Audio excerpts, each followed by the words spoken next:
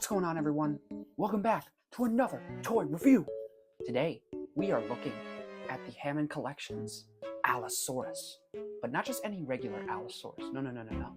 This Allosaurus comes from the special short that came out before the movie Jurassic World Dominion that came out in 2022 called Battle at Big Rock. It's actually mentioned in a Jurassic World themed show, Chaos Theory, where I learned it from, and which led me to buying this figure. So, obviously, you can go watch the movie, it's on streaming, and Battle at Big Rock, the entire short film, is free and online. So, go check it out. It's on their YouTube channel. It's awesome. It's one of the best short films I think I've ever seen. And it's honestly very horror film filled, in a sense. I really like it. So, let's get into the figure of today. So getting into it right now, the feeling is amazing. He feels hefty. He feels, as my goat Jobby the Hong would say, he feels solid as hell. I mean, there is little to any wiggle here. Like, I've had this guy for at least a good few years now, and I gotta say, he is still super solid. Now, first, let's talk about the painting and sculpting, because holy smokes, the painting and sculpting on this guy is absolutely amazing. It's honestly amazing for how cheap this figure is. That you can get this guy at your local Target, Walmart, and possibly even at your mall at a GameStop. But he goes for around, I want to say, about $40, maybe a little more, considering he is a bit of an older figure. But yeah, no, he feels amazing. He feels amazing. And he actually fixed his feet, right? He has great balancing. Oh, okay, well that just contradicts what I just said. He has great balancing though. The painting is immaculate. It's immaculate. It's amazing. As I said before, it is really, really good. I will say though, there are a few problems I have with this figure, and one of them is some of the parts of painting right here. I get that dinosaurs, their skin colors weren't always like smooth, they blend into each other like right here. I know that there were like abrupt shapes, but this feels just a little too abrupt. It feels like, I don't know, it feels like they put duct tape and they just scratched that on. Oh yeah, by the way, this guy is heavily durable. I mean, look at that. He is just absolutely durable. Look how, oh yeah, look at that. Look at the detail on that, by the way. All the ridges, the face. I mean, even in the light, he just feels like amazing.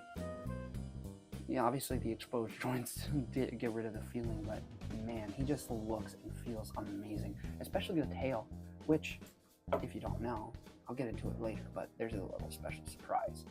But this guy looks and feels amazing, but the painting could use a little more work, but I still love it. Now moving on to the articulation of this bad boy right here. He has an opening jaw, so his top jaw can move that far up, and his full mouth can be that wide. His head has 2 points of articulation. Both are on a swivel here, swivel. Not really much of a swivel, but kind of a swivel. But yeah, his head can go a full 360 degrees. His head can look down that far, or just like that, or he can look up that far. And with the help of the legs, he can look even up farther. The arms are also on a swivel here, and his shoulders can move out from I want to say it's a dumbbell. Not really though, it's peg.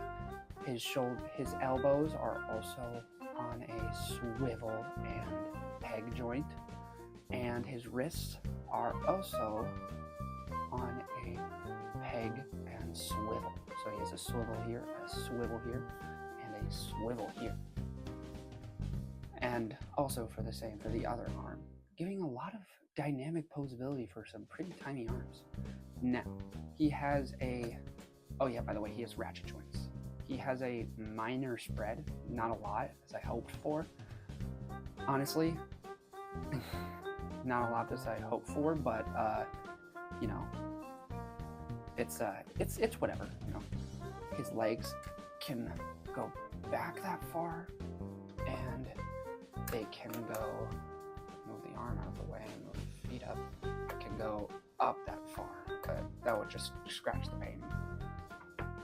And this is the coolest part. I think this is the coolest part of any Hammond collection. The tail is a bendy wire. Oh yeah, it does kind of bend,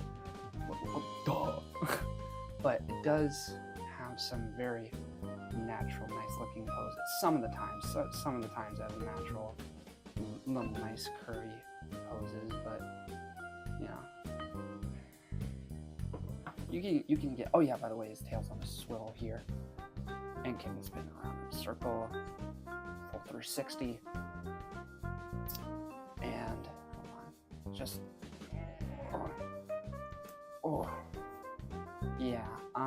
There is one other major problem I have, and it's that it doesn't look as natural as I hoped it would look.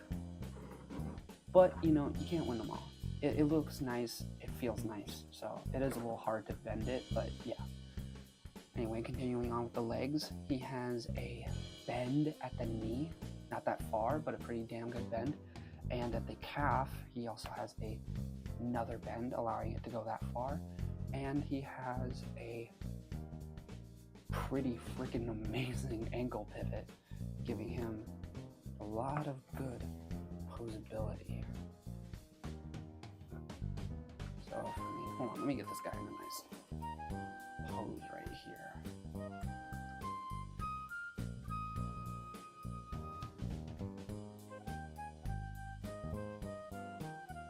Oh yeah, look at that. Look at that. He just looks amazing.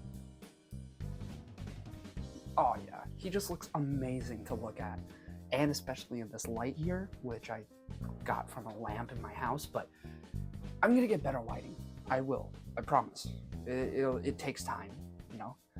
But, of course, we have to compare this guy to many other figures, so let's get on with that. Here, the Hammond Collection Allosaurus is with the Studio Series 86 Grimlock. Here he is next to the Hammond Collection's JP3 Spinosaurus, and here he is with the previous review, the Godzilla 2000 from 1999. So, what are my final overall thoughts on this figure? I love it. Are you serious? I love it. It is honestly one of, if not my favorite dinosaur figures of all time. I haven't gotten any Namu Studio figures, and I know how amazing those guys look and everything else, but man, for an affordable price, what would you guys prefer? An overly expensive but really articulated and really good looking dinosaur figure? Sure, it's really good, but it's super overpricey. Or would you rather prefer a much more cheaper but still as well articulated and semi pretty amazing you know, painting and sculpting and all of that, plus bendy wire tail? Bet you those Nanmu Studio guys don't have that, huh? Yeah, I bet you they don't have that. So yeah, overall thoughts on the figure, I'd give this guy a solid 8.5 out of 10. I lowered it because mostly of the painting and the bendy wire tail. I love the bendy wire tail, don't get me wrong. It has its very good uses of making the tail poses look natural and curvy. But man, after having this guy for so long, it is a B word to handle. It is a son of a gun. It is really hard to handle. But overall, I love this figure. I think it's amazing, and I cannot wait to review, you know, the next big dino baddie on the list. I will see you guys in the next one. Peace out.